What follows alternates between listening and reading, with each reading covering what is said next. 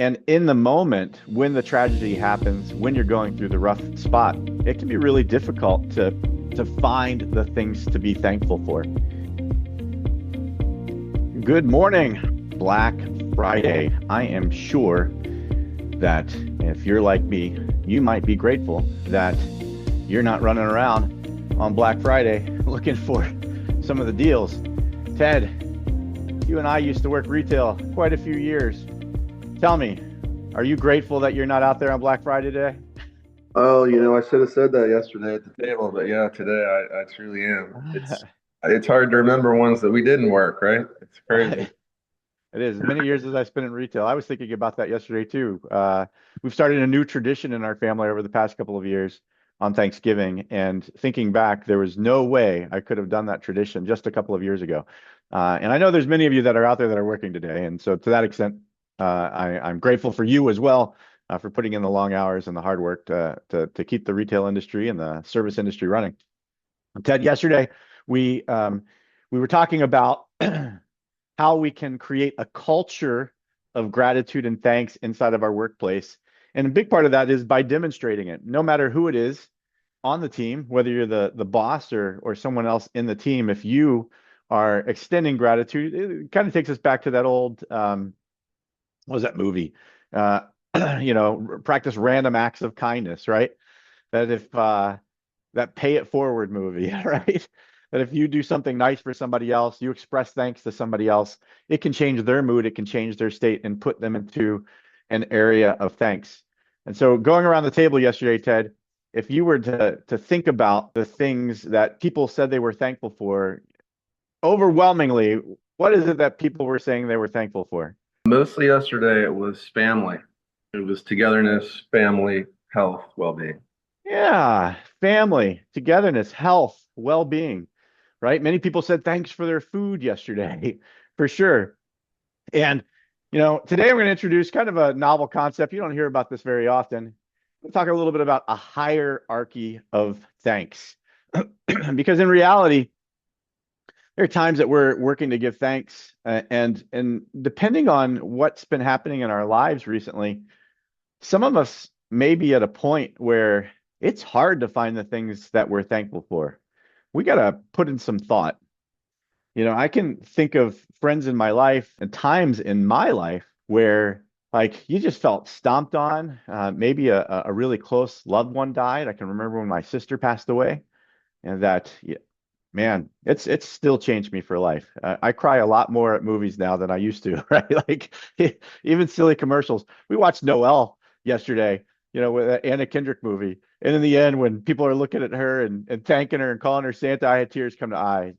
I'm much more close to my feelings. And in the moment, when the tragedy happens, when you're going through the rough spot, it can be really difficult to find the things to be thankful for. Have you ever been that way, Ted? Yeah, I think absolutely. You're still dealing with some trauma, some shock, et cetera, in the moment, and it definitely takes a minute for sure.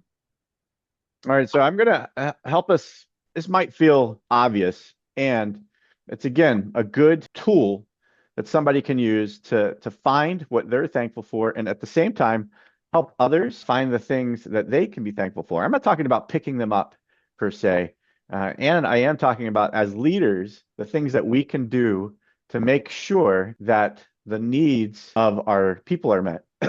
And so, in that concept, I want to show you a little idea. And so this is Maslow's hierarchy of needs. And in Maslow's hierarchy of needs, we've found and we realize that initially what we're looking at is that physiology needs, Ted, what you mentioned, right? The shelter, the sleep, our safety needs, personal security, our love and belonging, the friendship, the family. Those tend to be the first things that people think of because if they have food and water and a place to lay their head at night, there's some safety there, right? If they have their health, there's some safety there. They know that tomorrow is likely still guaranteed. If they have family and friendships and that sense of connection inside of their community, then they can feel thankful for those items. And traditionally, the first things that we think of inside of our thanks follow that hierarchy of needs. We first thank people for our food and for our water, and then people start thanking for our health and prosperity, and then we thank for love, belonging, and family.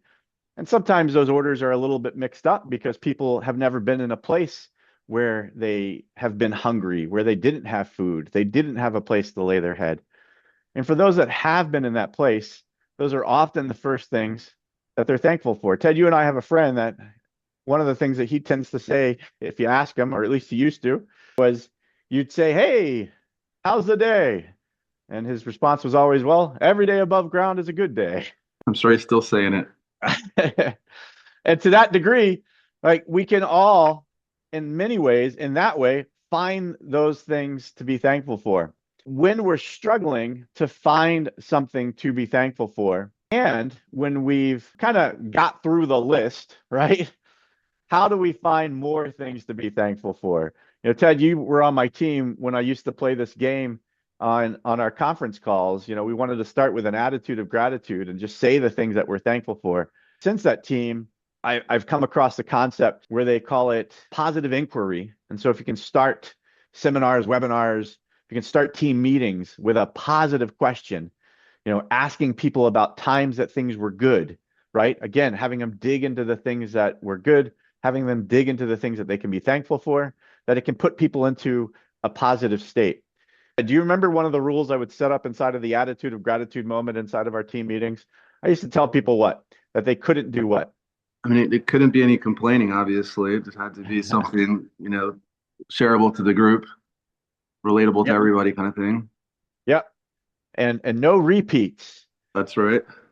And so usually, by the way, every group meeting, somebody would come on and say, "I'm thankful for my family. This is what happened this week that made me thankful for my family." And then somebody else would say, "I'm thankful for a job that, provides me my home and the needs in my life." And then, but we had a big team, depending on the team that we were on, we had 12 to 24 district managers.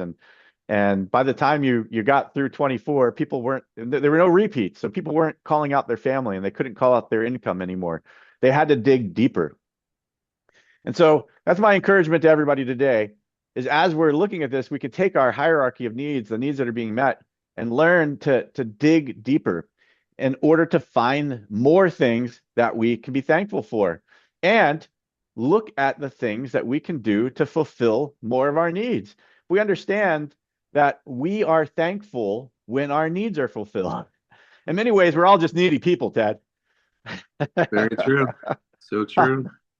And like when I first kind of stumbled across this thought, I usually like to think I invent thought. So I had to go looking. And sure enough, people had written articles on it before. I can't take necessarily the credit. He Well, does like to think he invents these things. and so with that, I was like, I know homeless people that are thankful. And if somebody that, has some food insecurity and has home insecurities, like how can this be true? Because they're thankful even though their needs aren't being met, right? Very true.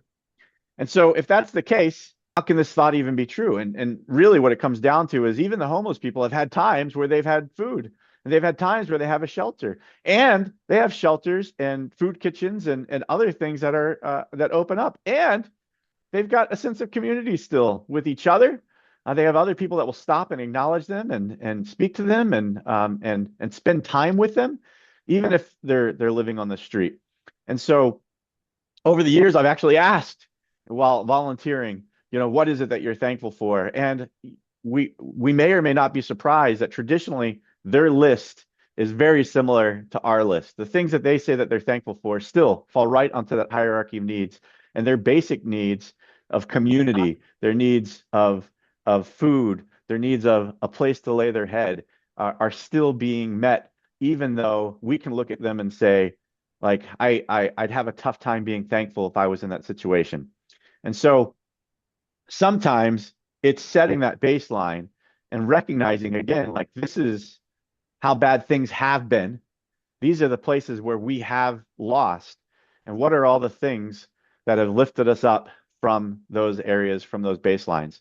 And so Yesterday, we were talking about different activities that we could do inside of our teams in order to create that culture of gratitude, in order to help them be more thankful. So again, as leaders, looking at the hierarchy of needs, what is it that we can do to really lift up our teams and help them find more things to speak about and to be thankful and grateful for? We can help them fulfill their needs. So let's look back at this list. If I was looking at this list, Ted, and I was running a team, what do you think I can do inside of my business with my teams to help them feel any of these needs on a deeper level? I think you have regular conversations. You talk about it. We give it into your weekly touch bases. You give them chances to expound on those pieces and share what they want to share on. Yeah, we give them a chance to talk about it, right? We give them a chance to look at it and to talk about their goals. And we need to measure our results. I know it's a big shocker, but if we haven't identified where we're at, then it's much harder to look back and figure out how far we've come. And so, with that perspective, what are we doing to talk to our people about their personal goals, about their business goals? What are we doing to make sure that we're having conversations, that our trust has been built inside of our teams in such a way that they're comfortable talking to us about the hard times in their lives, and they're comfortable talking to us about the hard times they're having at work? Are we standing up in front of the room and just barking orders and directions and processes to them? Or are we taking time to sit down and ask questions in order to identify where they're at, where they've come from, and where it is that they're working to go? And so, in that sense, I want to encourage everybody here to take 5, at least weekly, with your team and ask them those questions. What was your goal in your life, in your business, and how are we doing, right? And then at the very end of our Take 5 is always the question, how can we help? And so if you want to know more about the Take 5, if you want to know more about measuring goals, please sign up for our business strategy workshop, Be More Successful, at bemoredaily.com. Come join us there and take a day to sit down and set your goals for 2026, identify your areas of growth and what obstacles you might encounter. We have lots of breakouts, lots of discussion, lots of time devoted to you and your business. You will walk away with a good business plan. Speaking of Take 5 and accountability, that's what we're going to go do right now. So thanks all for joining. Enjoy the rest of your Black Friday and your holiday. We'll come back to talk more on Monday about the systems that we can set up inside of our business to help people be more successful.